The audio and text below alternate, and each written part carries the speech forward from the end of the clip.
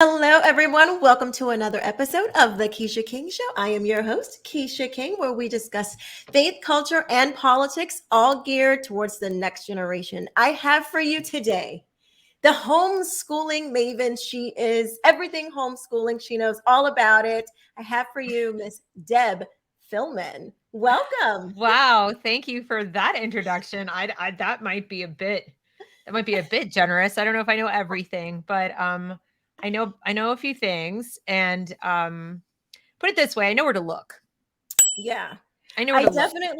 I go to you. You're my go-to for homeschooling stuff. I'm like, Yeah. okay, if Deb is like, if she's talks about it, then it's legit.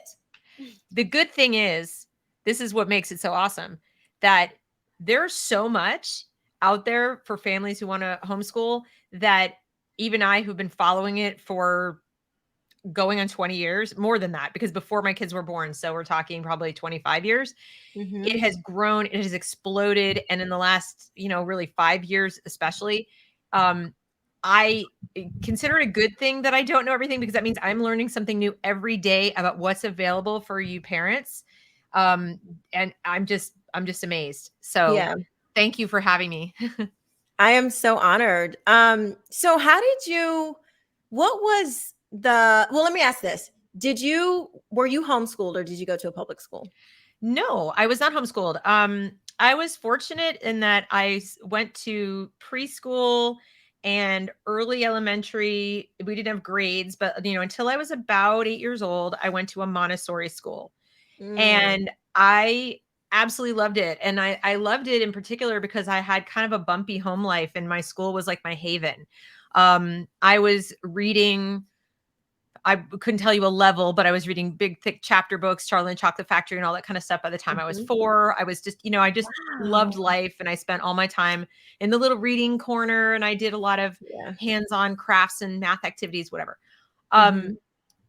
but when the bumpy household turned into a divorced household, Mm. I was put into the public school.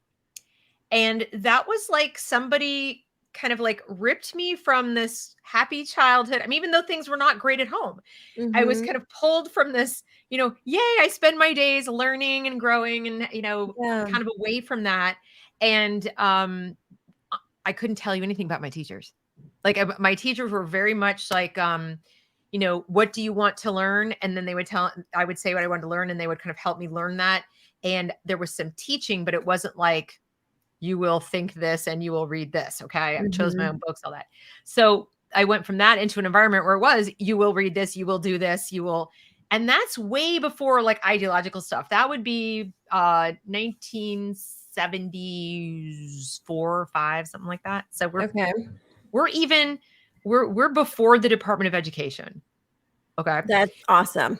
Yeah. But public school, 4th grade. They put me in 4th grade. I was 8 years old. So I was really young. I was the youngest one in my class, the smallest one in my Yeah. class. And I didn't know my multiplication tables yet, because in the Montessori world, you come about things a little bit differently. I mean, there are pros and cons. And one of the cons is I hadn't quite gotten to it. So because I Mm-hmm. switched to school, oops, no one noticed. And I felt really out of place, and it was really hard. And I have very vivid memories of being in Mm-hmm. public school, some good, some bad, mostly bad. And so by the time I was approaching adulthood, and I was fortunate. I From 10th grade on, I went to a private school, because then we moved to New York City, Mm. and I took one look at the day schools in the city, and I said, no, not going there. Sorry, Dad. Not, they felt too snobby to me. Uh-huh. I'm an athlete, and I was like, I need to be outside running around. And so I went to Mm-hmm. boarding school, and I got to choose my school, and I loved it. It was great academically and all that, socially. But Yeah. I learned so much just going from that environment into an environment where there was more push to be academically disciplined, and you could potentially get kicked out and you could Yeah. fail and all these things, that it was what I needed. It was absolutely what I needed, because I was what you might call an underachiever. I did what I Mm-hmm. liked, I didn't do what I didn't like, and nobody cared. It was like Yeah. coasting me through. I went to private school where it really mattered, and I had Mm-hmm. to like step it up. Right. So loved it. And then when I went to graduate school thinking I want to be a teacher, I love learning. I Mm-hmm. wanted to, be the teacher I didn't have for elementary school, all that. Uh-huh. Yeah. I pretty quickly realized like something's massively different than like what Something's afoot. something's not right. Because by this time it's 1989. So Mhm. it doesn't seem like that big of a difference. But between the mid 70s to the late 80s, it was like, Yeah. whoa. And so they handed me Paulo Freire, Pedagogy of the Oppressed, started telling us Wow. teaching is a political act, all this. And after my second year of teaching, when I left teaching, because I was like, this Mhm. is not for me. Love the Yeah. kids, the whole thing, forget of it. Um, I made that commitment to myself. I Mhm. said, if and when I have children, and I wanted children, I said, I'm going to homeschool my children. I am not putting Mm. my children in this Wow. environment. I think I still nurtured the notion, like, if I have money, I'll put them in private school, but it was Mhm. like homeschool for me. And And I this was never wavered. high school you started thinking about this? I started thinking about it in graduate school. Oh, graduate school. Okay. Graduate school. Yeah. Wow. Yeah. Because that's when Wow. I first realized like something is happening to the way they're teaching us to teach and the way they're Okay. talking about learning. I Mhm. expected to go to graduate school and be taught how to teach. Mhm. I really thought they were going to say, here's child development, and this is how you need to use it in the classroom to understand your Mhm. students and where they are. Here's how you're going to teach math, and here's things to think about. Here's how to lesson plan. Here's instructional design, choosing literature. Like I thought there would be more instruction in ways of instructing, Right. And not ways of instead you got thinking about learning and the political role of the teacher. And it was almost exclusively about the political role of the teacher with a healthy dose of, no, no, no, you're not going to teach. You're going to come alongside them while they learn. Now, I might sound like I'm a hypocrite because I just said at Montessori school, I loved it because of its exploratory nature. But remember, Mhm. I was there from the age of about 4 to 8. Mhm. And I pointed out one of the failings, which was because I was in charge of it, I spent all my time in the reading corner, which made Right. me a great reader, Right. but I didn't learn any math. Right.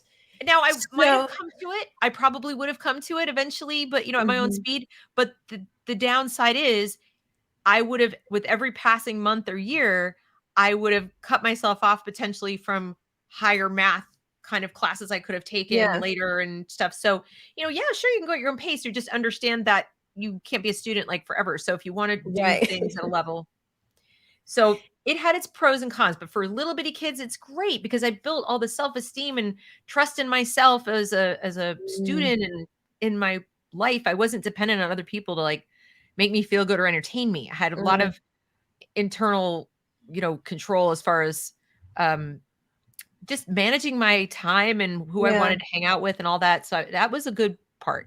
But the It's rest of so it, it helps you, it sounds like, and just from what I've been reading lately, it letting children have a little more, and I agree with you. I mean, you don't obviously, kids are still kids, so they can't be completely in control because they're not right. ready for that yet, but letting them have a little bit more freedom, I think it does build self-confidence. It keeps them from just waiting for somebody to tell them what to do and think. Yeah. And you build that self-confidence, like, oh, I can figure this out. Like, I can think this through. Like, I can use Right. my logic. And you can start to build those skills Mhm. of, using your mind and thinking, which Right. they And don't and the teach. Instead, they're telling you about Paulo Freire or whatever his name It is. was crazy. And the thing is, like, I think for me it was a little more jarring because having had that independence to like choose my own books and read at a high level, and Mhm. nobody was holding me back. Like nobody was saying you need to slow down and not read those books. You got to read these books. And Yeah. I wasn't made to write little babyish stuff. If I wanted to write a story, I remember one of the projects we did in Montessori was we made books. In other words, literally we did book binding. We actually Yeah. learned how to do that to make a hardcover book of our very Mhm. own as a craft. And That's cool. then I could write whatever I wanted in it. And I wrote Mhm. stories. Like, I mean, I just sat and wrote stories at the age of 5 and 6, just Yeah. and the teachers would come in and correct the spelling. Mhm. They would come in and believe it or not, even in Montessori, they would make some corrections and they would tell me how to do it. I wrote a whole report on the solar system. Mhm. So I did a lot of really cool stuff. I made paper mache planets and Yeah. then wrote a report, but they Yeah. didn't say like, well, this is this grade. And because the slowest person in the room is going at this Mhm. pace. You can only go at this pace. So the Right. real plus of it was I was in a room full of other children at all different ages. I went to all different, but we were arranged. So like the Mhm. little lower school, you might have had like, 4 to 7-year olds kind of in the Okay. same general vicinity. And then the upper one would have bigger. So, you developed confidence around other ages. You developed this sense of like in-depth learning about a certain topic. You weren't pulled off task to go do something else. And if you were going Right. faster than someone else, you were never compared. It was never like, slow down and wait. You got to wait for the rest of the class. You can't do Right. this. And so when I went into public school and it was exactly like that, Mhm. and it's way worse now, but it was exactly Right. that. I was like, oh my God, I'm so bored. I'm Yeah. going to die. You know what? I think that that contributes to kids' bad behavior because the Oh, kids absolutely. who like understand it the first time that the teacher explains it, and they've already moved on in their mind, they're like ready, and they're like bored and looking around. They're like, okay, what can I do? I think I remember even from kindergarten, I remember some of the smartest kids always were some of the troublemakers because and we Yep. would talk about this like at home because I remember my older sister and my mom like talking about this because those kids were already they've done it already. They got it. They done it. And now and they don't have anything else to occupy their time or their mind. And so it's like, well, what do you do? Of course, now let me start poking my neighbor over here. Let me start, just causing trouble because they're kids. But yeah, I think that's an awful way, for kids to be like constrained when they can be, maybe taken. Okay, a teacher should be able to know if they got it, and then maybe put them on to something else. They don't have to sit and wait for somebody else to get it. That sucks. And then when you get into the work world, it's like totally opposite. Yeah, now you have to totally rewire your brain. You've done 12 plus years of this kind of thinking, and now you have to totally rewire your brain. And it's like go go go, merit, whoever stays the longest, works the hardest, da da da da da, gets promoted. That's a total different mindset. Absolutely. And the thing is, what you see today is you see the student-led model, the inquiry model of learning, which is allegedly like the kind of Montessori or unschooling sort of thing that I Mhm. had in the early grades. And some people still do in homeschooling. They do an unschooling model, okay, which Mhm. where they don't use a curriculum. But um they'll do that, but they have all these other structures around, it's student led and it's inquiry within this framework. And you can't Mhm. go outside the lines of this is what we're working on and this is the lesson, but you guys figure it out. Like figure out what to do, figure out how you're going to work in a Mhm. group. So it's kind of like I'd rather be the other way. I think it's preferable to have the students literally instructed, direct instructed, especially in the young grades. If Mhm. you've got to have a mass schooling model, let's say you've got to have 30 people in a room, I still Mhm. think it's preferable to have the teacher say, okay, this is how you do the math problem. Yeah. Let's do a bunch of them. Come up to the board, do some, come up to the board, do some, whatever. All right, Mhm. now go do practice problems on your own individually to drill it. Mhm. Yeah. Okay. And then once you get it, then we'll do like a project where you have to use it. So you can do Mhm. that. But instead, they take it like all you 30 kids who know nothing, Yeah. figure this out. I'll be over here at my desk, Right. planning my next TikTok. I mean, like I don't, Right. it doesn't Exactly. it doesn't really, here's my teacher's paid teacher's lesson plan that I bought online and or here it Mhm. is on the computer or your Chromebook. Bye. And then the kids I've Right. tutored are just like, I don't know what to do. It's on the board. Yeah. Yeah, but I don't know what to do. I don't understand I this. don't understand. And then Yeah. you have this kids today are even more afraid to go to the teacher and ask for Mhm. help. And even if the teacher's walking around the room, are they okay? You got it? You getting it? How many kids are going to go, no, I don't get it. Right. You're in a group. You get to Yeah. sit there in front of your friends while everybody else is like working away and you're the only Mhm. person who's like, I'm Yeah. totally lost. I have no idea Right. what's happening. Meanwhile, because kids just the way they are, like some of the ones actually don't get it, but they're just too afraid to say. And so there's probably more who don't understand, but they aren't afraid that, they're afraid to say it. And so there's plenty of you who don't understand it, but no one, I mean, just because you haven't had that confidence built up in you to say it's okay if you don't understand something. You're not, that's what this environment is for. That mindset is not pushed in public school, Right. not from what I've seen. I've And certainly had to push my own children to say, no, raise your, like, if you don't understand something, it is fine if you don't understand something.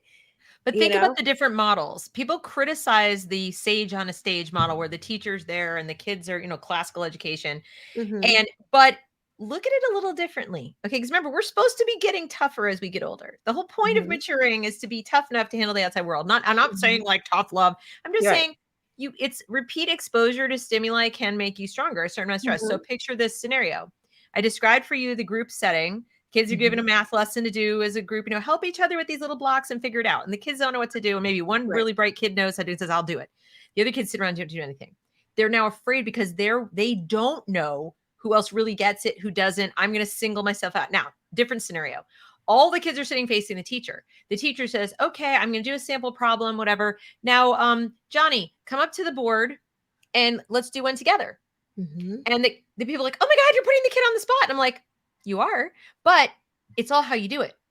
Let's do it together. Come on up and let's show the class how it works. And then when Johnny makes a mistake, you say, oh, that's a really common mistake. Let's work through it. Now the other kids are watching. And then you say, it's okay that you made that mistake because that's how we learn that we're going to do it this way. Okay, let's get somebody else. And then so you kind of encourage this risk taking. You model making a mistake. You model forgiving a mistake. And you're showing not just that other people don't get it immediately. And the teacher, like the teacher ought to know who's kind of, and you don't do, some teachers get in the power trip or they get the best student up to like, I'm such a great teacher. Look at this great student. No, you randomly pick. Sometimes I've done this in class where I will just hand out to pull a number out of the thing. So, it's random, not picking on you. Yeah. It's like, pull a number out. And then I just call a random number and I'm like, okay, come on up. Yeah. And that way, nobody can say you picked by ability, you picked by race, you picked by anything. Just like, no, everybody's going to get a turn. And you begin to make it a positive, to take a risk, to even make a mistake, to try new things. And the other kids in the class who are at first like, I don't know, are going to start feeling like, I want to try. It's okay. Yeah, it's okay if I don't know. But because I can learn if I don't know. Like, this is why she's the maven, everybody. She's that was like, I mean, that alone can help so many parents right there. Because we're always, well, I don't know, for when I was growing up, I'm 40. So when I was growing up, it was always like, it's okay to ask a question. It's okay if you get something wrong. It's okay to take risk. That was encouraged in my home. I would say it was pretty much encouraged, in school, not really explicitly, but there was somewhat of an environment to make mistakes. But these kids today just do not seem like they are comfortable making mistakes. Like, it has to be, like everything has to be done right the first time. I mean, I've seen my own children just like, fearful of making a mistake. And I'm like, where do you get that from? Like, get that out of your mind. Like, that is not mistakes help. Like, that is the building block of knowledge. Like, you have to fail in order to know what doesn't work. Like, you fail forward. You have to know, we used to use that example of, I think it was it Benjamin Franklin, that he failed like 1,000 times before he, who was it? Oh God. It was one no, of, you know what? It's Thomas. Dude, is it I have it on my mug. Thomas Edison. Yes. I have not failed. I just found 10,000 ways that won't work. That is so funny. There you go. Complete with my lipstick on it. That is so funny. Just that you said Thomas, and I went, wait a minute. I have my Edison Ford Foundation. Like, it's Edison Ford Estates, the museum. Yes.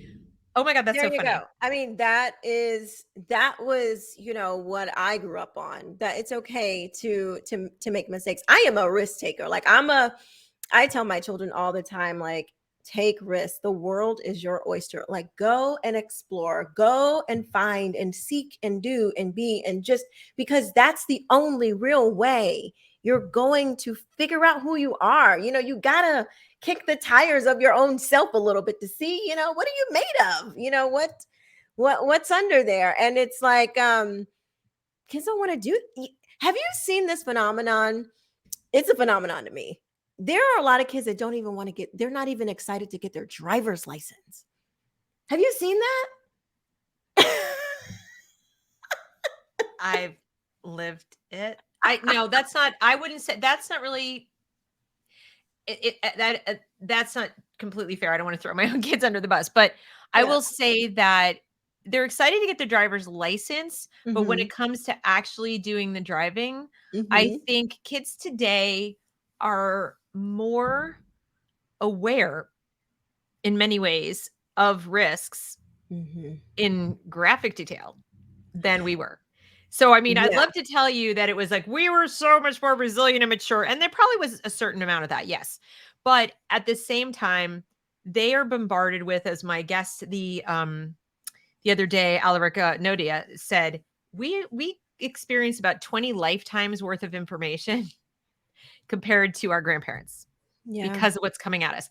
And when you think of the way that the internet and every other thing, covers accidents and drama and death and all these different things, I think the kids start to feel like, well, I know all the bad things that could happen, and I don't know if I want to do that. The other thing is that we have spent, since they were itty bitty, drilling into them as parents what the dangers are, stranger danger and all the things and the distractions and so on. So I think it's easy to be overwhelmed. And while they want their driver's license and they want the freedom, they're also more risk averse because they're more aware of the myriad risks. I'll freely say that, even as I arrived at 18, it took me till I was in my mid 20s to be like, there, but for the grace of God, go I. Right. The things that I did, I was like, that might not have been my best choice. That's smart. Yeah. Horrible. Thank but God. We just stayed out late and, we went to see the movie Halloween. Some friends of mine and I, when we were in middle school. And it was like on Halloween Eve. Yeah. And we decided to walk back from the theater. I was living in a town then, not in New York City. And so we decided to walk back. And it was a dark and stormy night. It was dark. And I would say it was about 2 miles through suburban neighborhoods that we walked back after watching Halloween. We thought we were so cute, 3 girls. And we're like, ooh, is Michael Myers going to jump out from behind the bushes? Right. But think about it today. It was probably 8:30, 9 o'clock at night in October, so it's dark. Do you think parents today would let 7th graders do that? Absolutely not. Heck no. Okay, we did that, but I'll be perfectly honest with you. 2 things. One, I knew Mike Myers was a movie, so I was kind of like, I was scared, but it was like more like, jump scare kind of thing. I wasn't literally scared. And we weren't constantly told that somebody was going to roll up with a panel van and grab right. Us. Yeah. My daughter, my oldest, like when that thing was going around with like the white van with no windows and no doors. I mean, she was like, every time she saw a white van, she's like, Mom, there it is. They're gonna try to get somebody. I'm like, it's okay. Like that's it's okay. Isn't it? But you're right. They teach that, or we have taught that. And then now you've got kids going into school where they're teaching things that intentionally break down their boundaries to make them more vulnerable to strangers who want to take advantage of them, not less. So it's like this weird paradox. So on the one hand, we're saying stranger danger, but hi, I'm your teacher and we're on the same level. We're equals. I'll keep your secrets and you can keep mine.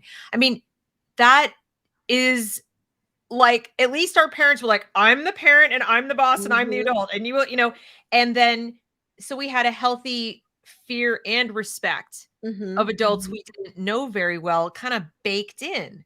Yeah. Right. Stranger danger doesn't really work very well if you're also being told that, you, the child, can make permanent medical decisions about yourself. It's fine. I mean, and I don't think parents realize how much we don't know about teachers. We don't know these people. Like they are strangers. This is not like, I think in our I think what is in our mind when we think about school and when we think about sending your children to school and all of those Yep. things, if you are my age or probably older, what is in your mind is not what is in the classroom.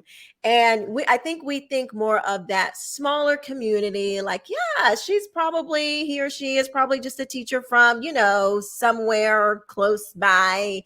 They wouldn't really hire a crazy or mentally ill person. They wouldn't. The You school would wouldn't do hope that. not. So, like what you have in your mind is probably not what is happening inside of the school. And teachers are strangers. These are strangers. I think we have to realize that, these people, you don't know where they come from. Many times you don't know their background. And, people come from all over, to come and teach over here or move there. And it's just not the same anymore. And I'm not saying that you shouldn't do that. I'm just saying if you're going to keep your child in a public school, you best know Mhm. who is teaching your child. You should make it a point to know exactly who this person is, because Yep. this ain't your grandmama's teacher. These are not, little Susie who Mrs.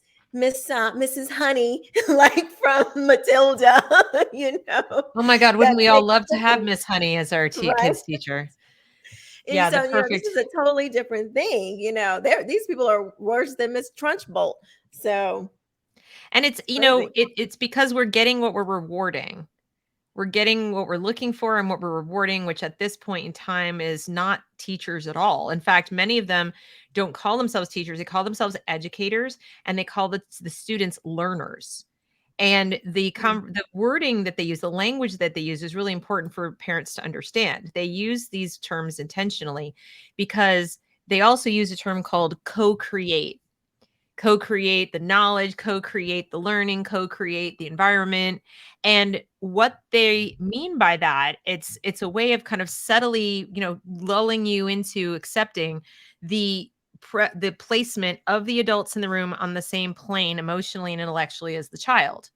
That's how they can get away with saying, your child is coming to me with secrets and I'm doing the right thing keeping the secrets. I'm not, where they're co-creating. They don't place themselves Yeah. above the child, because then it would be very obviously grooming, wouldn't it? I mean, if it was, I'm the teacher and you're the student and there's a hierarchy there, and then the teacher is saying, I'll keep your secrets, I won't tell mom, That right? is Or you so know what, mom and evil. dad might have been mistaken and the doctor made a goof up with the hospital. I mean, if they position themselves as an authority who also has hierarchical authority, Mm-hmm. the child may retain some residual mistrust. If, Mm-hmm. on the other hand, they get down low and they're like, we're equals here. You tell me your truth and all this, and we're friends.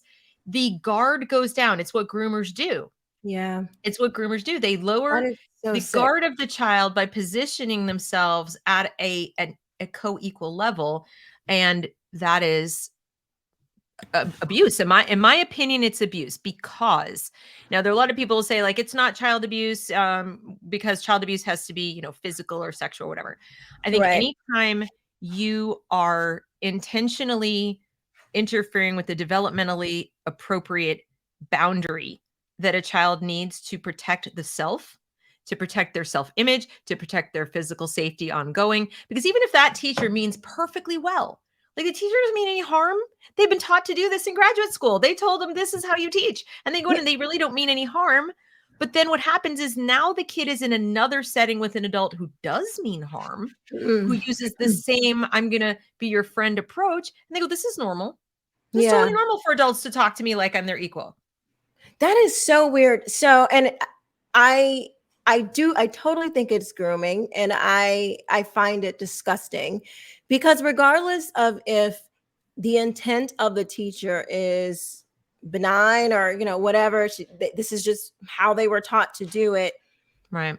To me, as an adult, there should be something in you that says, that's something about that should make you uncomfortable Mhm. to talk to a child that way. Like everything that I have ever been taught, when a adult does that with a child, has always been, when a stranger does that with a child, has always been off guard. It's like, you never do that.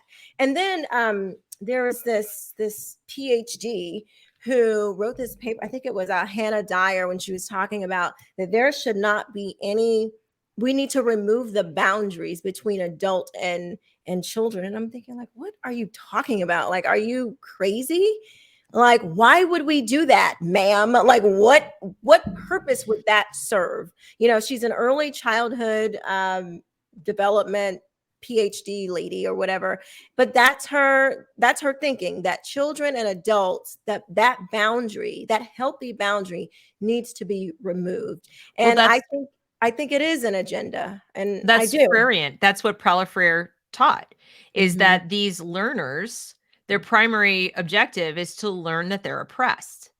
And they're oppressed by systems of power and privilege, of course, similar to, it's the Marxist idea.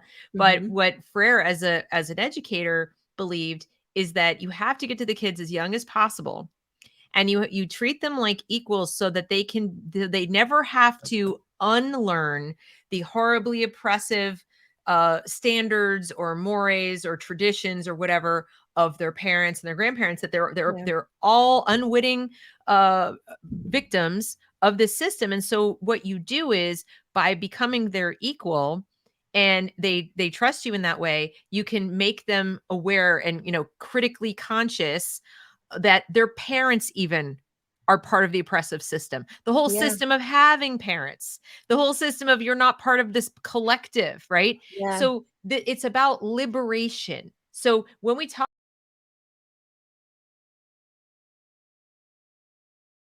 about why did they do this and why don't they recognize this as a problem? Well, first of all, the teachers who are doing this and really believe in it were taught the same way. So they may or may not have been taught the same way in elementary, but for sure at some point in their development, within the last 30 years, they were taught. And I told you, 1989, they were taught this way. Now, I'm very fortunate in that I've been the kind of person, and I had the kind of upbringing that this was not going to get to me. I questioned it, but I will tell you, I was one of only 2 people in my whole graduate program who did.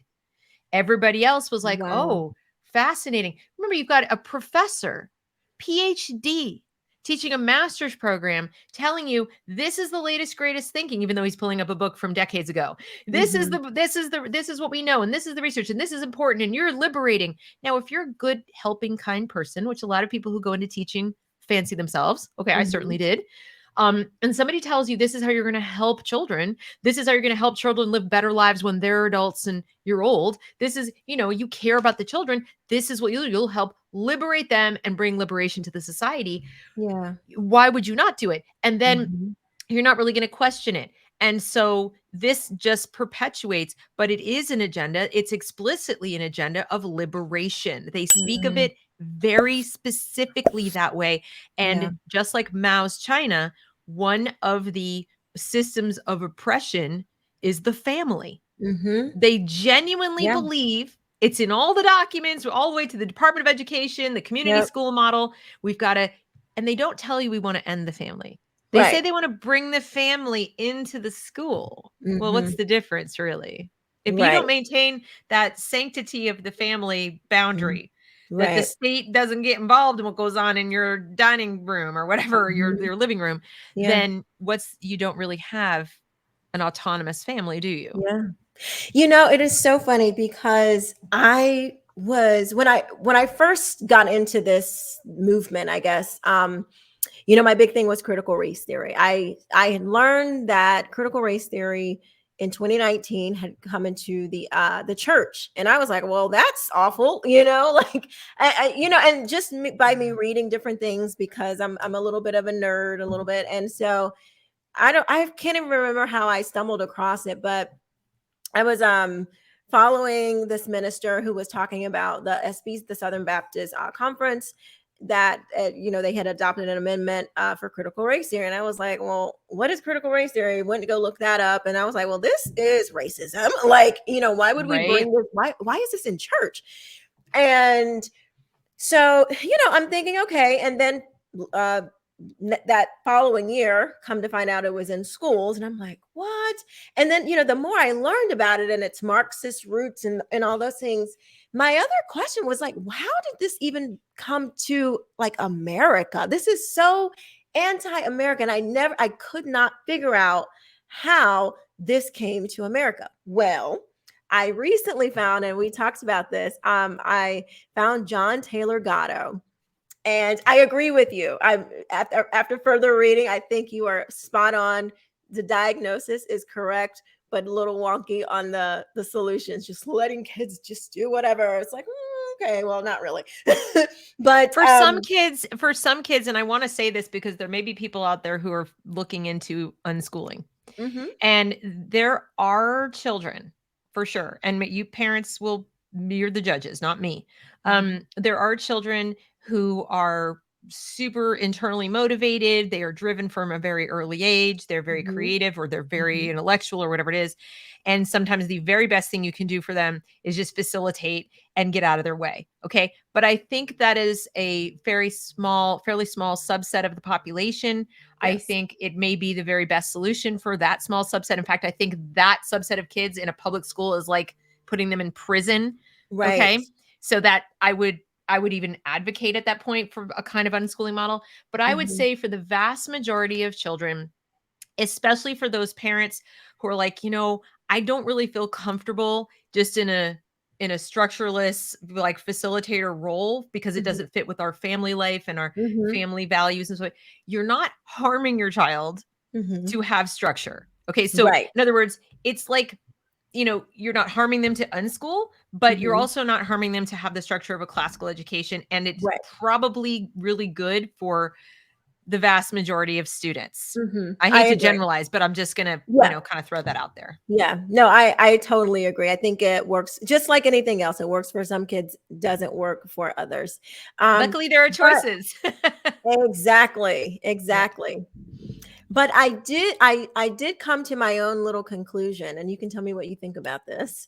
Yeah. I feel like this is why something like how public school started in America is the reason why Marxists can come and map itself right on top of the public and ease right on into America, because look at the public school system. The reason why it was set up, this separation of classes, I was like, oh my gosh, this is why this was able to happen.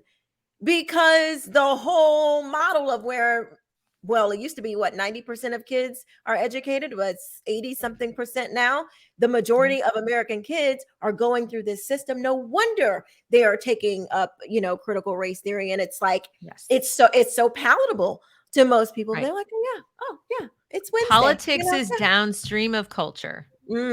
Okay. So now it may well be that political forces facilitated the creation of the public schools, like go back to Woodrow Wilson and that time period, the public schools that they are now, the sort of factory model, the Prussian model.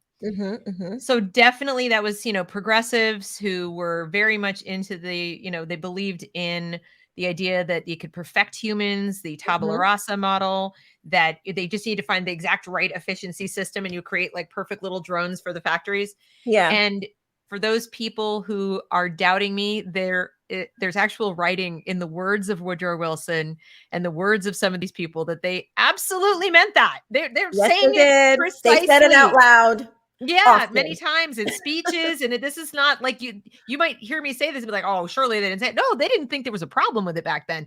They were very xenophobic. They were racist. Yes, they were. And so they were actively seeking. It's almost like if you went to the World Economic Forum and you listen to them talk about some of the problems of the world, but you made it a little less sugar-coated for, racism and xenophobia. Okay. So in other words, but the same impulse to manage and control the world and manage and control society, and things will be more perfect if we just do this to people, like people are cogs. Right. And so, yes, it was by design. And they shouldn't aspire to too much more than they already have. Yeah. They shouldn't be able to think past what they need to get through the given day. Yeah. Carnegie, what did he say? He was like, we got we don't need any more entrepreneurs and innovators. We got enough of those. Like, we don't need any more of those. And then Dewey, of course, was pretty much straight up a socialist. Mm, And, even Horace Mann and some of these other major influencers and what it became. mhm, And it just stands to reason. What else was it going to become? And then when you look at how they then produce the future teachers and professors who then produce the teacher education programs, I mean, what yeah, else was it going to be? Even the exactly. state university system, if you think about it, which dates back to pretty much like around the 1920s, where it really exploded, land Mhm. grant schools and things like that. Um, you know, did anyone stop and go, is this a good idea? Like, should No, we have state funded and run universities? Like Europe has that. Didn't we leave Europe? Wasn't the whole point to right. leave Europe and leave the aristocracy and leave the elitism and have a middle class and have a real egalitarian society where you had equal Yeah. opportunity to everything? Mhm. No, they wanted to make it more like the old world. They missed it. They Exactly. felt this. They were like, people like Woodrow Wilson had, I think, an inferiority complex about Europe. Like, oh, Ooh, we're what do you America. mean? Well, what I mean is that people who are extremely well educated, Ivy Leaguers and so forth, very Yeah. similar to today, very similar, darling. Yes.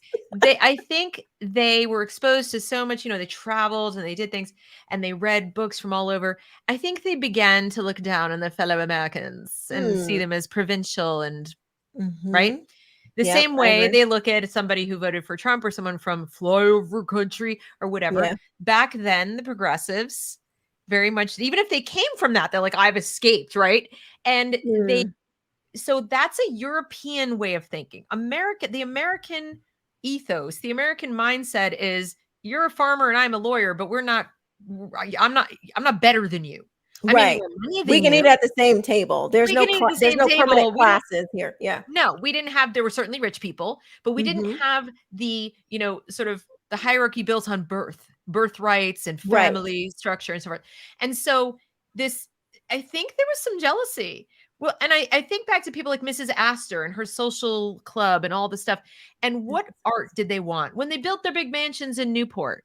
And they were, and even the estate up here in North Carolina, the Biltmore. Who did they bring over to make their houses so fancy? Mm. European artisans, European sculptors, Carrara marble, all the things from Europe. Paint me Yeah. frescoes that look like I'm in the middle of Florence. Do this. So I really think the movers, the shakers, the elite from the late 1800s through the first part of the 20th century had a little bit of an inferiority complex and Mm. wanted to have the more like we are world class.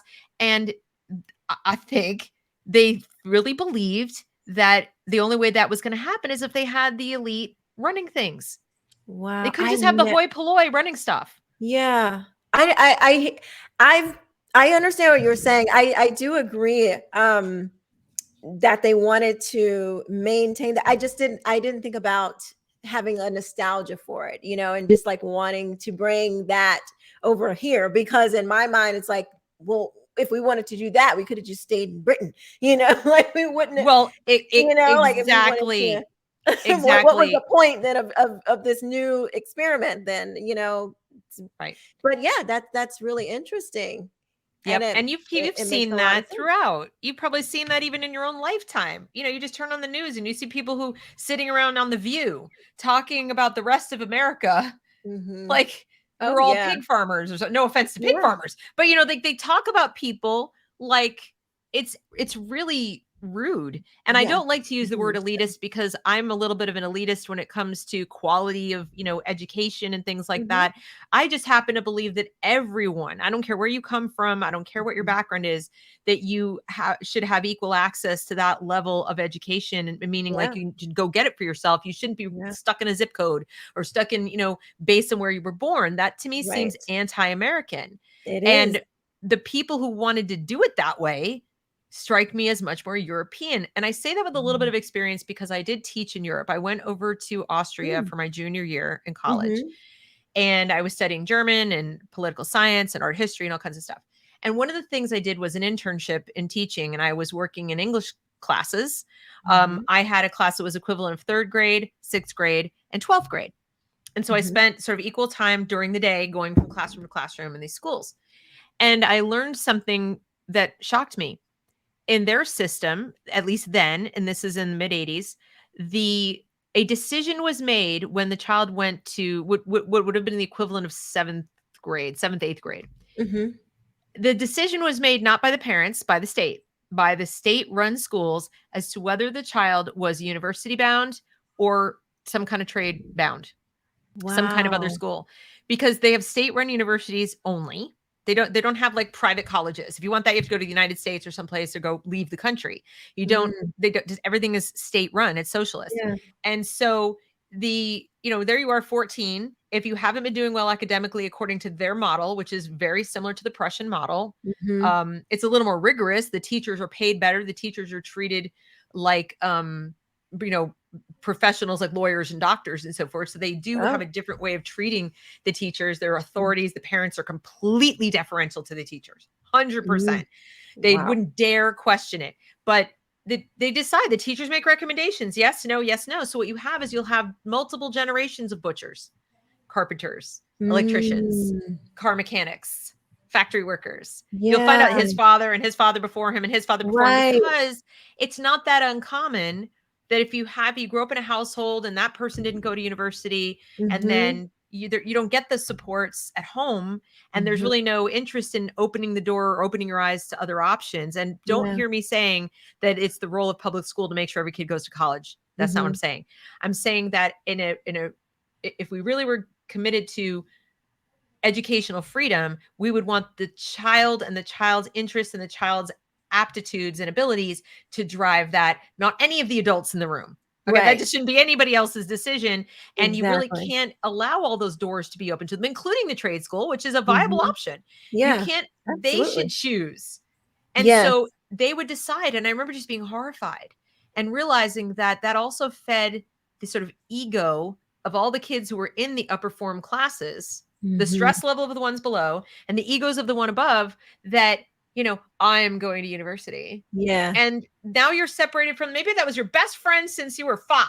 Right. But now it's like, bye. They're Yeah. going to a different school than you, and you're university bound. Mm. And I just thought to myself, that's starting to feel familiar in America. We don't Yes. literally do that, but we kind of do that. Yeah. So I grew up in Connecticut, and well, I'm like half and half. So my family moved to Connecticut when I was 13.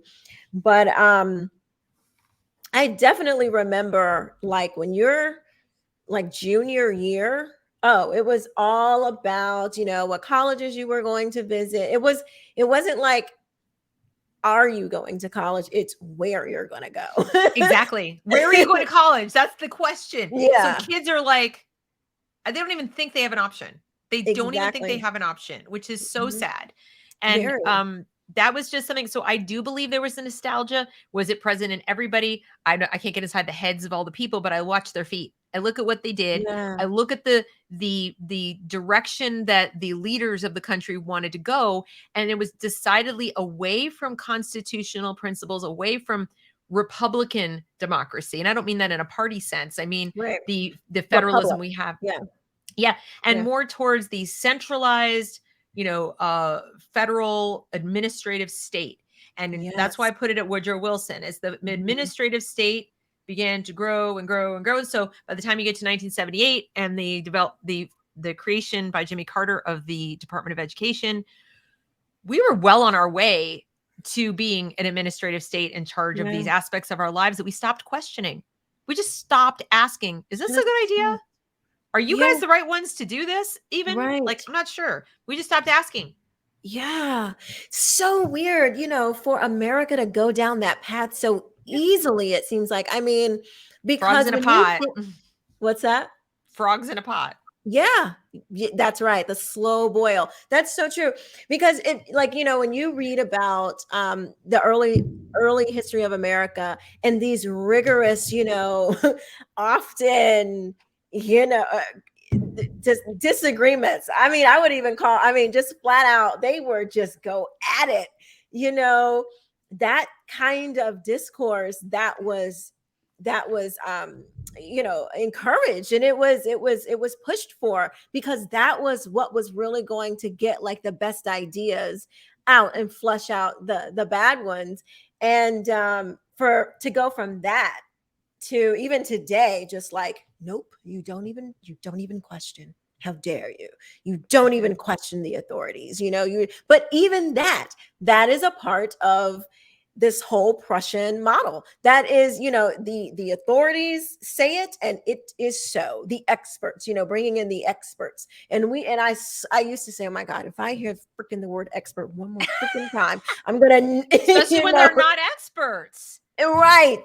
Like I saw Bill Gates with his new book or something yesterday, and I'm like, not that you have to be. I'm not one of these people that believes like you have to be in a certain industry to be able to have an idea for another industry. Like I don't believe that.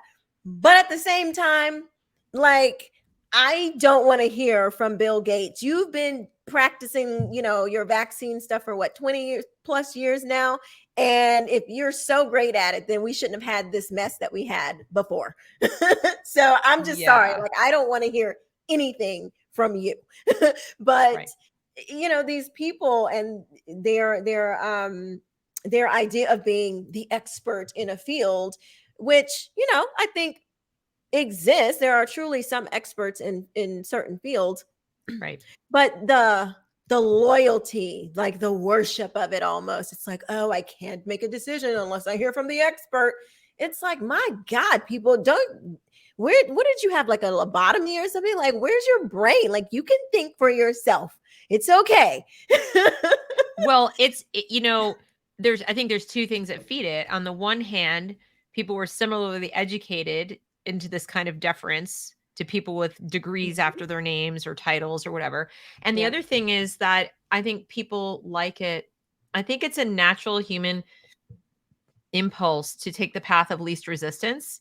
And so if somebody comes along and says, I'm going to take away all the difficult decisions, I'm going to make the difficult decisions for you, and you don't even have to feel guilty about that level of disengagement because I'm telling you that I'm better at it than you because reasons. Here's my resume.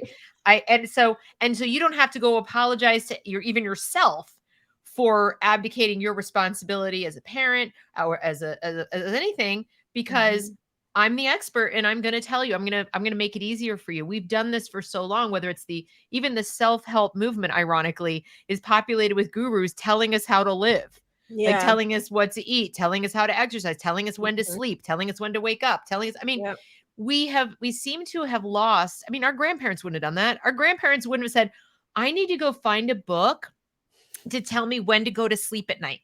Right. And I need to go find a book, or I need to go find a guru and a program to sign up on. They give me daily pep talks on how to not obsess and worry over things that may never happen. Right. I mean, we just didn't, it just wasn't a thing. But one of the downsides of having a consumer culture is it's a lot easier to make money cultivating fear, envy, and these kind of negative feelings that make you feel like something's missing, that you're filling a hole. Yeah. And at the same time, with the advent of, the technology age and the information age, and then some of the cultural movements we've had away from the nuclear family and easy divorce and so forth, we became like an atomized culture where we're sort of alone. More adults are living alone than ever before in America. Yeah. And that's that we don't have communities. And as John Taylor Gatto wrote, he said a school's not really a community, but they certainly do a good job of coming in and saying, we'll be your community. And see, now the teachers are going, I'll be your mom. I'll be your dad. So they created the problems. How convenient, because it makes them money. And then they come in with the solutions. It's snake oil. Yeah. And so, James Lindsay talks about this with just specifically like the queer theory stuff. You've got Disney, you've got TikTok, you've got all the people manufacturing gender confusion, manufacturing, like, what is my role going to be as an adult vis-a-vis like romance, relationships, all that stuff, right? Yeah. And when the kids are good and confused from all the stuff, they go to school and the teachers in the schools uses the excuse to the parents, well, they're seeing it anyway. It's everywhere. They're coming to school with confusion and questions. You wouldn't want us to not answer their questions, would you? Well, isn't that a nice, tidy relationship y'all have with Disney over there? And then who comes swooping in with the pharmacological and surgical solutions? Yeah. It's so evil, Deb. It is It is so so evil. evil. I mean, like I am not like a hyperbolic kind of person. Like I really try to restrain from using words that don't mean that, but it's evil. Like I don't know what else to call it at this point. Like there is no way that you have all of these clinics that are popping up. You have the pharmaceutical companies that are making a killing Yep. off of all this trans stuff. You have the teachers who are bringing in these consultants and all this other stuff. Like everybody is making a killing off of damaging the next generation. It is Well, and sick. no matter what they're doing, in my opinion, they're the lion's share of them are acting in bad faith because they're not telling parents the truth about what they know and they don't know. So even Yeah. if you have somebody who says, "No, my intentions are pure as far as I want to help your kid," I'm Mm-hmm. sorry, if you're willing to lie to me and get my kid into a triangle, like, and Yeah. triangulate with my child as far as Mm-hmm. lies and secrets from me, Yep. you're acting in bad faith. That will never be in Absolutely. a child's best interest unless you have bona fide evidence, like real hardcore evidence gathered through due process, that the Yep. parent is a dangerous individual who's going to Mhm. harm the child. Other than that, I'm sorry, you're already acting in bad faith. Yeah. I give no quarter to people who tell me that they're helping a child, and when they will condone or support a lie, even as simple as here's the transition closet, you can change clothes when you get here. Oh, No, yeah. not I okay. am totally with you. I am totally with you. We have, we're supposedly a conservative town, but we have an LGBTQ support guide, that lines out, you know, this. Do the parents know? Like I had a teacher that slipped me one. Uh, I usually keep it close by. Oh, here it is. This is our little LGBTQ support guide. On the bottom here, this is the kicker for me. It says every school, every classroom, every student is in Every student, rainbow, every every student, every day, every school, every classroom, every student, every day. I said, my goodness, that is determination. Imagine if they actually put that much focus on educating children. Every school, every classroom, every student, I would say well, every day. right. This, And this is this is, something. and it says that they want to keep this information from parents because they use the word support. Is the parent supportive? It was like, well, that's a very relative term. Like supportive, how? Am I going to lie to my child and tell them that, they're a Right. biological boy, that they're actually a girl? No. So but that's the line. Like their idea of support for this thing is affirming. That's the So only kind of support if that a you can get. child with a see, what I try to explain to parents is, if you okay, so the child has an eating disorder because they have body dysmorphia. They look in the Mm-hmm. mirror and they say, "I'm so fat. I'm so Yep. fat." You look at them and they look like they just stepped out of a concentration camp, but they Right. absolutely believe that they believe it as much as the boy believes he's a girl or a Right. cat or whatever the thing is. Okay, so they Yep. look in the mirror and they genuinely see fat. Mm-hmm. Do you validate that? Do you validate that they really are a fat person? Do you offer them liposuction? Right. Do you teach them new and different ways they can, diet and exercise? Mm-hmm. Yeah. So Why would you it's affirm we're their? Yeah. awfully selective about which versions of altered reality we're going to validate for the child and Mhm. call the parent not supportive if they don't go along with it, and which Yeah. ones we're not. I don't think anyone would disagree. Uh, uh, uh, even the most progressive person is not going to say, well, if that's what they believe, that they're fat, then we need to validate that. Okay, they're going to die. Yeah. They're going Right. to die. They're committing suicide slowly, and you validating that, just like a drug. What Mhm. about the drug addict who says, Yep. I'm not an addict? I'm not an addict. I can quit Mhm. anytime I want. I can Mhm. absolutely stop taking this methamphetamines, or I can stop taking the heroin or the Yep. oxy or whatever it is anytime I want. They're coming to school every day high as a kite. They're not doing it in the school. They come into school high as a kite. Everybody knows how high as a Yep. kite. And they say, no, I'm not an addict. My Yeah. reality is that this is a perfectly normal Yeah. existence for me. You going to validate that? Because there's really no substantive difference in terms of the psychology involved. If Right. the child is rejecting reality, that's a problem. That's the Mhm. problem, not how much Exactly. you validate the reality they've created for themselves. Exactly. You treat the apprehension of reality. And instead, not only are we validating unreality, they're encouraging it. They're encouraging them to create their own reality. It's called constructivism. I just did my morning show that I did. It's like on right now, going side by side with this, is about constructivism, because it's sort of the driver of the clown car. It's the mindset that there is no objective reality. Right. We create our own reality. But here's the kicker. You obviously can't validate everybody's individually created reality and enforce respect for it, can you? So then we enter in with the intersectionality, and in comes the politics. So because it's literally not possible to enforce respect for 360 million individual realities, you decide who gets preferential treatment. And we know what that looks like. So pretty soon we're approaching the place where normal, I know there's not queer, because queer just means not normal, not just sexually, but in any which way. So queer will be the preferred category. Non-white will be the preferred category.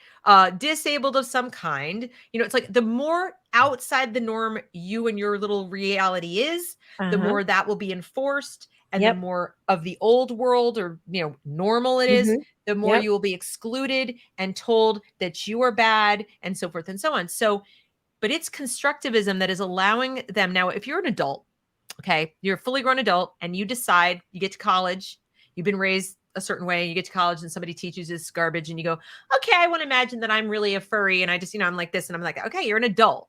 Yeah. And we can do certain things to adults, and your brain is like, got a chance to form.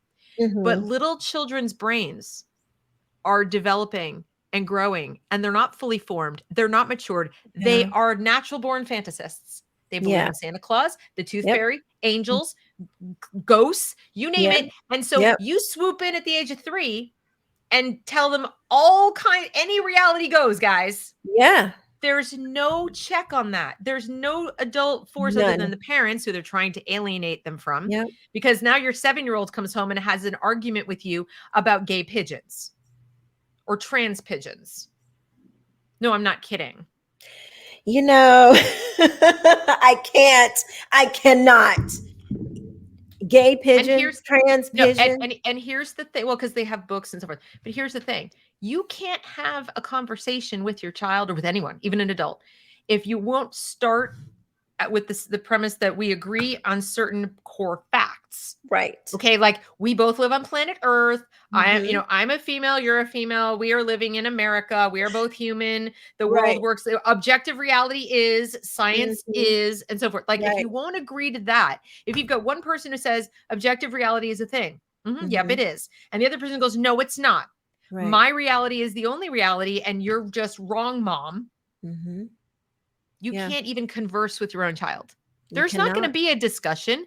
There's not going to be I'll just talk them out of it, because they won't even agree to the most basic fact that, this is green.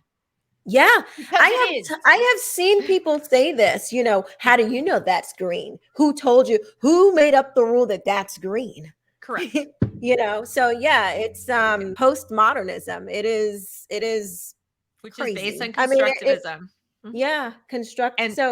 Constructivism is where you construct your own reality. There is no objective reality, and science is not objective. Like, there's science, it doesn't tell you anything, because we do it. Science, the only purpose of science is to, basically package and sell our version of reality to other people. Yeah, it's white supremacy, it is now. Deb. Didn't you know? Science is white supremacy. Right. Well, all objective inquiry, all rational thought, all of that is all coming. And they do that. They package it that way so that you can't argue with them. If they came to you and said, we don't want to use objective science anymore because it doesn't really validate our worldview and what the utopia that we want to live in of our own creation and our own minds. We want to live in a perpetual drug trip of our own creation. And, science would come along and say, you can't do that. That's not going to work. And so how do they downgrade science? They say it's white supremacy. Boom, game over. What are you going to do? Now you're a racist. Exactly. And nobody wants to be called that in America. Which proves that we're not a white supremacist country. Because like, if you really were, and somebody goes, you're a racist, you'd be like, and your next point is what? Right. Exactly. Like, when oh my God, no, that's the worst thing that could ever be. Oh no. Yes. Like you tell them, if you tell Oh. someone who's mentally ill, who's truly delusional, Mhm. that they're delusional, they're like, are they really bothered by it? They're like, No. okay. Like, do they even know how to argue with you? It's like, well, you're a Right. tree. I don't know. Right. Exactly. And one other thing really quick. I don't know if this is still in the DSM, but it's probably going to be taken out soon if it is still in there. But we were always taught, I have some uh I had a relative that was struggling with delusions, and Right. in trying to get them help, um one of the first things was never affirm the delusion. Never. Correct. Like you can talk about it in a different type of way, but never go along with them in the delusion. And that is exactly what they're trying to get us to do with this whole Right. trans thing. And it's like, I wonder when the DSM is going to remove that, because I feel like if it's not gone already, it's probably on its way out, because you have to, that's totally against what Right. has been taught for, decades, maybe even, I'm not I even can't sure. comment on like what's in or out of the DSM, but I thought I heard rumblings a while back that they'd already removed the diagnosis of gender dysphoria as a diagnosable condition and have Yeah. just removed it. I don't know if that's true, but I do know that yes, that it was always the advice. Likewise, even as recently as I think 2014 or so, I found an article talking about how it is a really bad idea to teach children or even young adults to blame their parents for things that legitimately traumatize them. So you got divorced, or maybe Mm-hmm. even you yelled too much at them. And I'm not talking about like real hardcore abuse where you would, Mm-hmm. arguably blame the parents. But even Yeah. then, they said, even when it's true that the parents did something wrong, if it doesn't help the child, even if the child or the adult child would be better served by not having a relationship with that person again, it Mm-hmm. harms their other relationships and their attachment formation to focus in on blame and to keep revisiting the trauma and sort of Yeah. autobiographically chronicling the trauma than to come Mm-hmm. up with strategies to move on from the trauma. That's not the same thing as acknowledging there was trauma. Okay, it wasn't your fault, because a lot of kids Right. blame themselves. Now we Yeah. move from self-blame we move to acknowledgement that you didn't do it. So that means who did. Okay, but we don't stick around there. We do that Right. only long enough to solidify the lack of self-blame. And then we Mm-hmm. move towards, do you want to have a continuing relationship with this person or not? If that they're in the picture. And if you Mm-hmm. do, what are strategies to help you move on with that would be healthy Yeah. for you? And if you don't, what are strategies to move on with that? And how are you going to go into future relationships not carrying this trauma with you? Because that Yeah. will then they are continuing to damage you. So even if Yes. they really were Oh at my fault, God. you're now allowing them to continue to do it. So Yeah. instead, we now do SEL where it's like, who are your oppressors? Let's identify them Right. all. Let's talk about endlessly how moms and dads are oppressive. Let's talk Right. about how society is oppressing you. You are literally cultivating depression. You're Yeah. cultivating blame and shame and cognitive dissonance. Mm. And these are the kind of feelings of out of control that children don't know how to name. They don't know Right. how to explain to their parents. Sometimes they feel guilty for not being happy little children Yeah. because they know they can see their parents looking at them and saying, are you a happy kid? So they Yeah. don't want to share that. And who comes in all helpfully with the solution to their confusion? The Who's school. there every day? That's Yeah. right. With the handy Yep. dandy, take this pill. Here's the explanation. It's really Mm-hmm. this. And if you felt that bad every day, if you felt that much distortion or separation from your own body, even of just like, I feel so uncomfortable all the time, and Yeah. somebody came in and gave you what they described as like a way out, Yeah. and you're an immature kid and you trust, there's my teacher, my parents told me to listen, they're the experts, you're going Yeah. to likely take it. If you have That's right. autism, if you have ADD, you're even more likely because you see the world in black and white terms. Right. Now add social media. Now Mm-hmm. add TV. Now you might say, well, Deb, we know social media is not that great, but why specifically to this issue? Well, and aside from all the Reddit groups and Tumblr groups encouraging kids to go down these rabbit holes, Mm-hmm.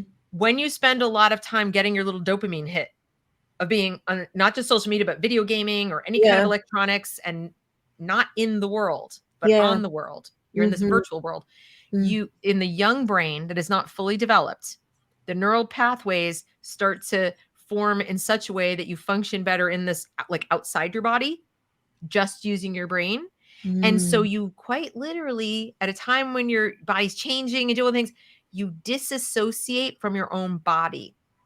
You sort of Wow. dissemble emotionally. And then when you put the thing down, that's why you see kids put it down and they're like, they now feel their body. They're like, oh, they're almost Oh my hypersensitive to God. stimuli. They're like, it's too loud. Why are you talking so loud? Mom, I can hear you chewing. Why are your socks sounding so loud on the tile? Like their sensory processing is heightened because they turned it all off to focus on whatever they were Wow. focusing on. And then it's so uncomfortable. They almost take on the similar neurological reactions to someone who's on the spectrum, where too much stimuli is a little too much. And that makes you in what's called a heightened state of awareness, or a Mm-hmm. heightened sensitivity. And that's very uncomfortable. So any other discomfort, hormones, menstruation, Mm. my voice is changing, my peers are picking on Gosh. me, I can't do math properly, my teacher's a jerk, my mom and dad are fighting, whatever, I gained some Yeah. weight. Okay, now it's like you're in your own skin, you're in your own body, just feeling absolutely miserable. And Yeah. along come the teachers every day to tell you to focus on it, focus on it. Let's do an inventory. Are you sad? Are you happy? What's going on? What's your feeling today? How are you doing? Right. You know, SEL I gets was them to like hang out in there. yeah, that is so crazy. I always kind of just listening to other parents, watching other kids, in my head I was just kind of like, gosh, kids today are so sensitive. That was kind of how I was explaining it, because you would see them like, if somebody say like one little thing to you or something, and you're like, and they would freak, the kids like freak out. I'm like, you don't even know them. Like, you don't even know them. Like, why do you care? Why do you care? It's kind of crazy too. And so I worked on the Trump campaign, and this was very telling when you would see people, the way that they responded, some people just to the name of Donald Trump. And Yes. the way this vitriol that was just like come out of them, it was like, you don't even know this guy. Like, you would think that they actually like had to go home with him at night or something like that. Like the way people would respond. And Yep. it's like, why are you so sensitive? Like, snap out of it. Like, you don't know this person. But that makes me think about what you're saying. Like, you get, even with, I think even with the TV, like with older people, you just get sucked in, and you have like CNN and MSNBC and every and all of the major networks, and everybody's just like constantly shoving this one idea just down your throat, and you're just in it. And then when you come out of it and you see like a little glimpse of something that they have told you all day for 24 hours that is bad, you're like, oh my God, you don't even know how to function. And that's what that reminds me of. It's like, people, I mean, I'm just summing it up. You gave a great elaboration of it, but it's just this super sensitivity, hyper sensitive to anything. Really, Right. it could be anything, like you said, chewing gum while there's socks on the floor. And we're like creating we're taking mental illness like to a whole nother Mm-hmm. level. Mm-hmm. Yeah, we are. And We're making fragile children when we yeah, should be making anti-fragile children. right, And there's actually a book, and I've been meaning to start it, but with all the things I've been working on, and it's yeah. by I think Nassim Taibi, or not Taibi, oh, it's Nassim Talib, and it's called Anti-Fragile. I think it's just called I just heard about this from our friend. Yeah. Yeah. And this is the thing is, and people wonder, well, what is anti-fragile? What's the difference between that and being resilient? Well, resilient is kind of like a rubber band. You pull the rubber band and it snaps Mhm. back. Okay.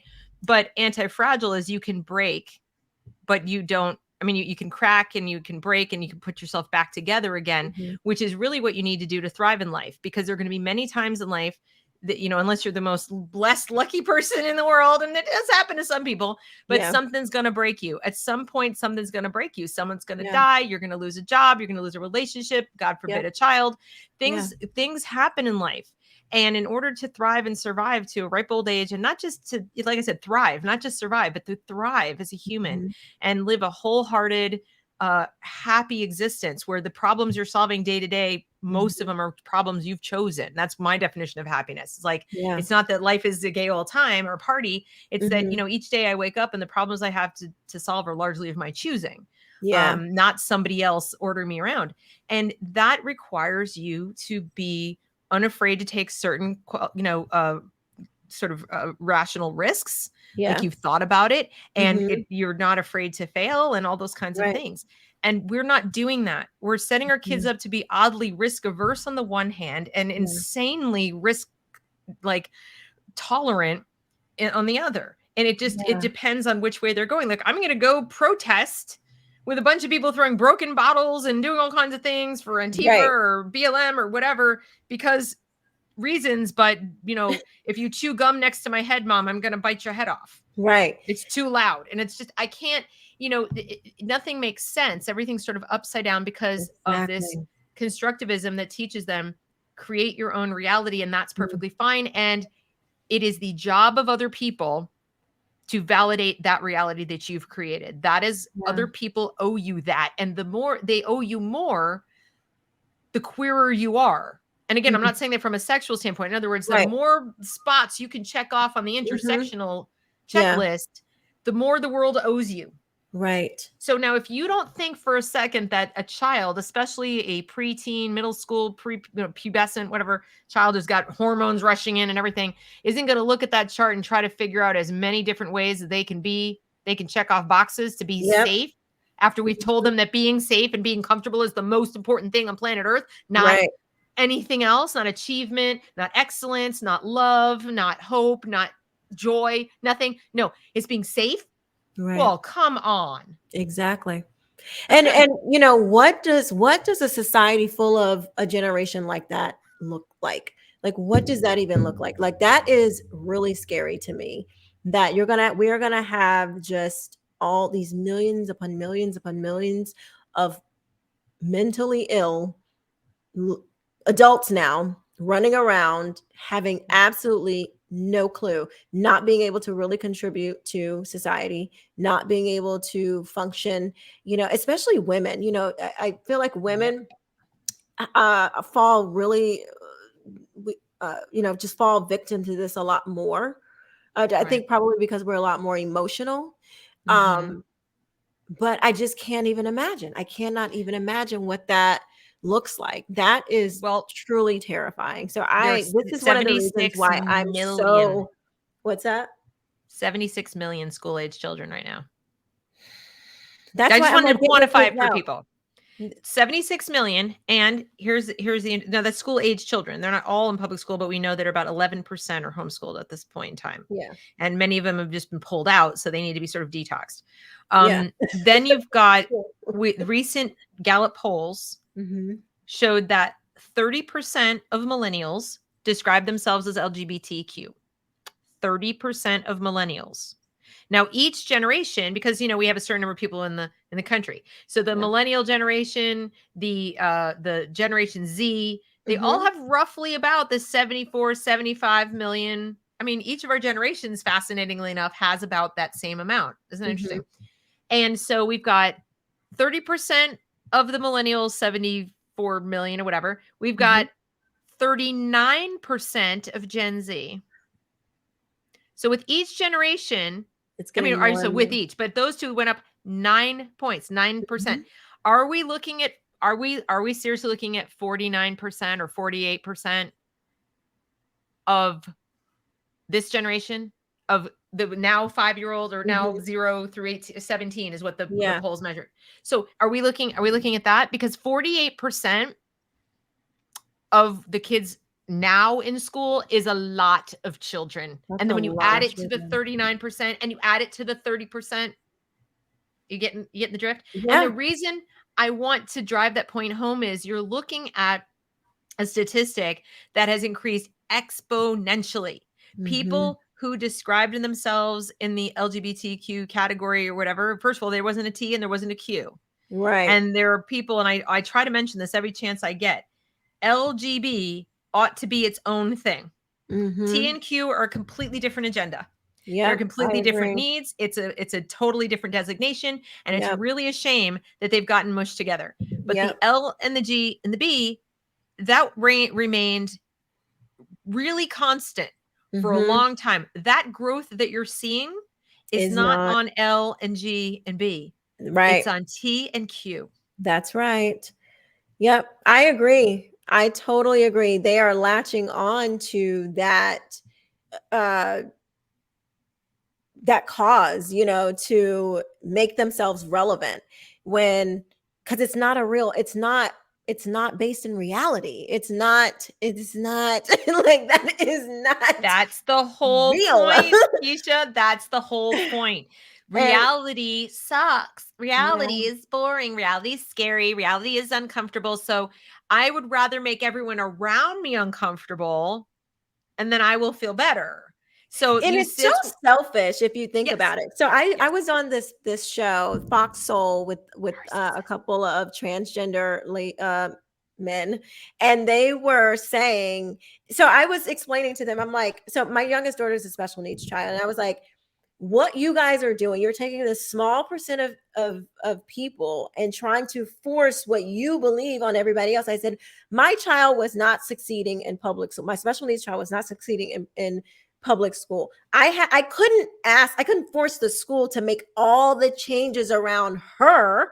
I had to get her out into another environment so she could be successful, because we were talking about the sports with, like, Leah, I forget his real name, but the Oh, Leah, right. yeah, Thomas. Leah Thomas.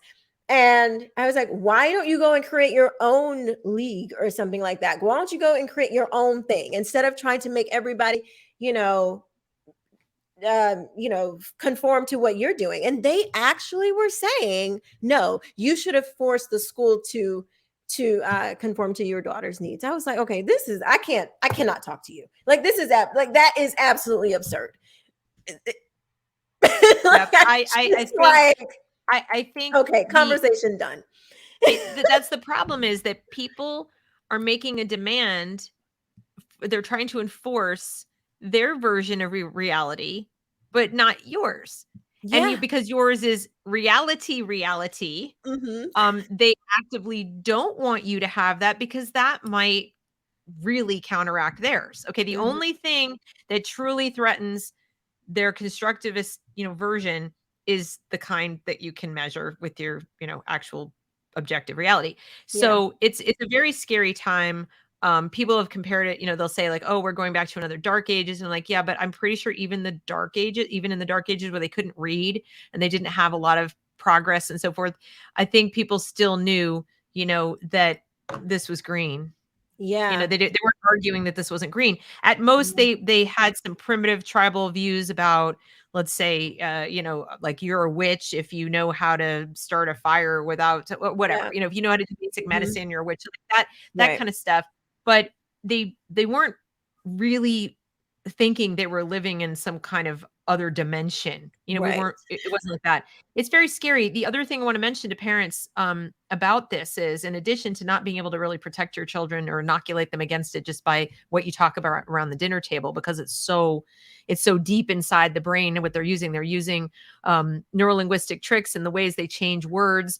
When you repeat words over and over again to a child, like struggle, liberation, struggle, Mm. oppression, etc., if that's the first vocab words you learn, or struggle, oppression, and oppressor, and all those things, Yeah. that's going to leave an imprint on your consciousness that this is really, really important. They put it into songs, they do other things. So we saw this in Mm. Hitler's Germany, we saw it in Mao's China, we've seen this movie before, where the Hmm. kids are basically like little drones. And we already know that median IQ scores have gone down. Mm. So one of the things we discussed on the show I did on my channel this morning is that this is a giant experiment in the sense that we don't know how permanent this damage is. Right. We're pretty sure that if a child gets to adulthood and only gets this in college, there's more of a chance that they can come back out of it Hmm. because their brain at least mostly fully developed before it happened. If this gets to them at 3 years old and so on, even by 7, and they don't have their full rational capacity. Their brains are Right. forming still, their thoughts and their vocabularies and everything. It is quite likely they will not get over it. And one of the examples that was given is an unethical study done a long time ago where they thought, let's see if we can make a chimp more human if we raise the chimp with a child. Mm-hmm. And they had to stop the experiment because the child became more chimp-like. Very unethical, but the child was not able to ever fully develop the human capacity or as mature and everything because of the exposure to being more like a chimp. So so the child never. Well, I'm saying never. They just never achieved what they ought to have been able to because they had to be kind of taken at an older stage and weaned away from being more like the chimp. And the chimp never became more human. Of course. And so we are doing a similar experiment where we're saying to kids who are, very bright or very curious, who want to learn or whose parents want them to learn and they want to seek excellence, they want to pursue objective reality and learn about the world as it is. We're saying, no, it's like this, sit down, shut up, be this, do that, the other. And it's incredibly uncomfortable. And they're focusing all their energies on the kids who don't have those natural aptitudes. Yeah. And what you're having is the acting out of and behavior problems and psychological problems. Most of the kids who fall into this ideology, as we said, I won't say most, is high comorbidity with ADD, Asperger's, autism, very high IQ children are very susceptible to this.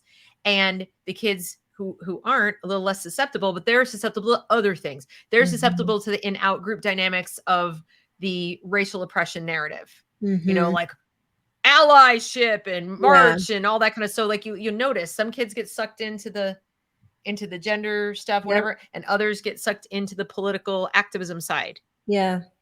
And it's all by design. Yeah. Either way, you are being puppeted, by something outside. Either way, you're not using your own thoughts to make your own decisions. And that is the goal. And they don't know it. They genuinely believe they are. Mm-hmm. And so when you try to talk to your child about how they're being misled or whatever, I mean, have you ever talked to someone in a cult?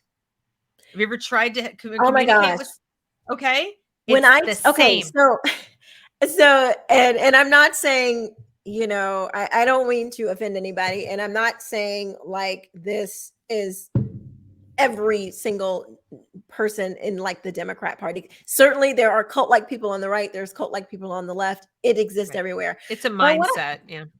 Yeah. What I found when I first came into, politics and was, getting more involved in this stuff, when I would try to tell people, like I would show evidence, especially to like, people in my family, other black folks in particular, when I would try to show them like the history of the Democrat Party or, like Margaret Sanger stuff or, like how a lot of these people, what they tell you now is not truly to help Black people. This is not helping Black people because that's a big thing. And, with Democrats, Black folks, they feel like, okay, well, the Democrats are actually trying to help us. I'm like, actually, no.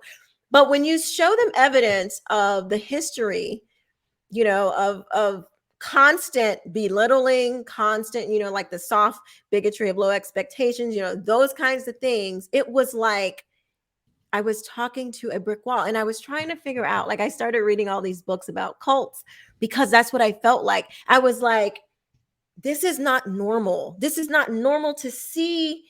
Okay, it would have been one thing if I could have at least gotten them to question, just say, okay, well, let me read more, let me see more, let me, there was no curiosity. It was just like shut down, nothing. It was very fascinating. I'm like, okay, this is not a normal way that people behave when they get, evidence. You should want to see.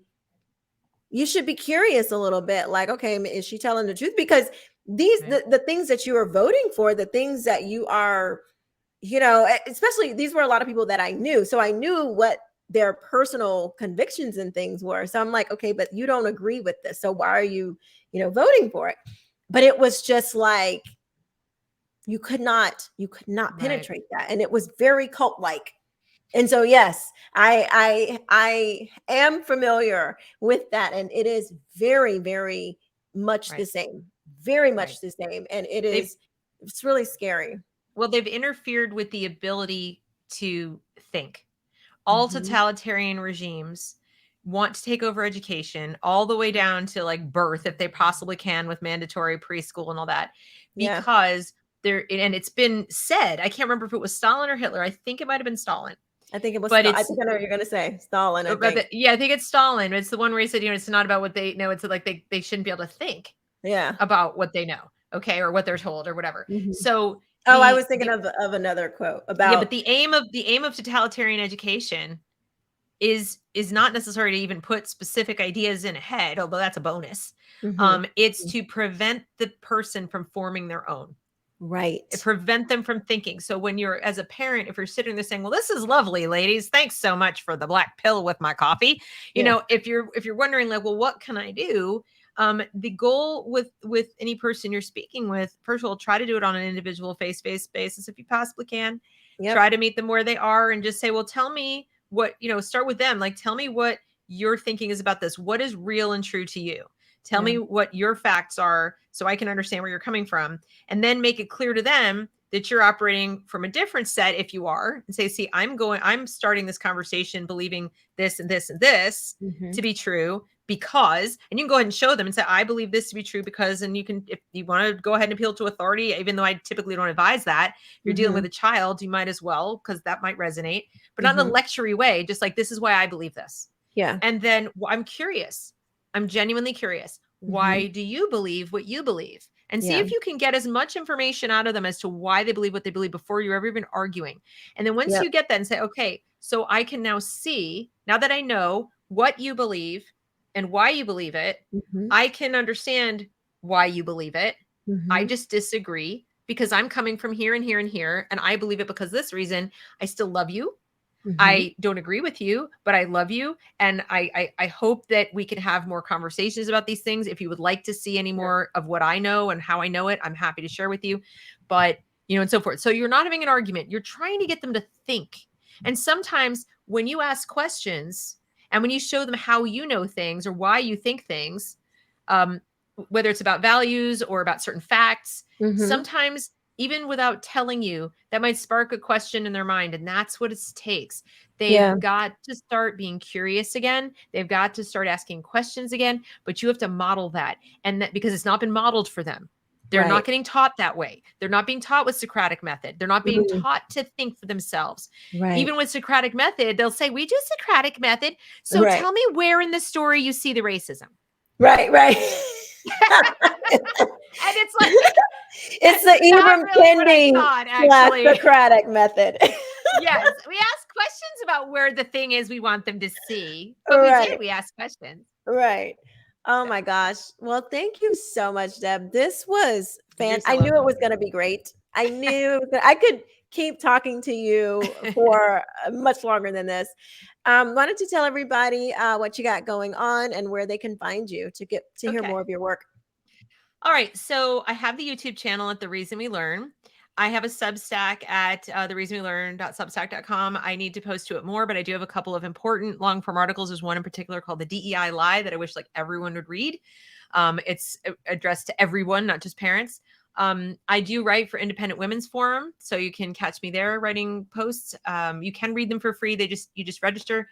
And I currently have a locals community, but I'm going to be wrapping it up at the end of this month and moving to my own website and do all of my sort of custom, proprietary stuff through my website because I think I will be able to better deliver the offering I want to give the people who want my help. And Mm-hmm. as far as help, if people are wondering what that is, like I can help people walk away from schools and come up with what they should be doing for their families, find curriculum and so forth. I also tutor. So sometimes people are like, "I get a kid that needs some help. I can maybe help you with that." Yeah.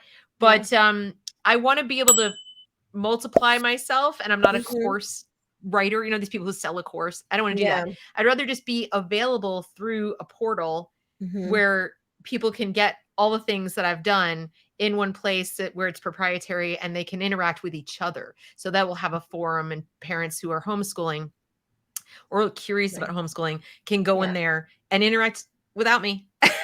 Yeah. That's kind of what I'm hoping to do. But that'll start June the 1st. That's my goal. But for now, Substack and YouTube, and I hope everyone will check it out. There's a parent must watch playlist over there that I think is full of some good information. Awesome. I will be sure to put all your links in the description box below so people can find you and support you and get more information about what you're doing. Deb, thank you so much. I really hope the audience got as much as I did. I certainly learned a lot. I'm like, got my notes. I'm jotting down here because there was it's a lot.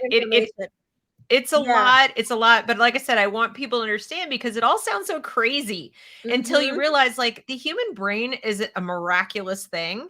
Absolutely. And at the same time, a vulnerable thing when it's in the body of a child. Yes, absolutely. Thank you. Thank you for all the work that you've been putting in for 20 plus years, and that you continue to do for us newbies coming in and trying to understand this crazy world. Thank you so much, Deb. You're so welcome. Thanks.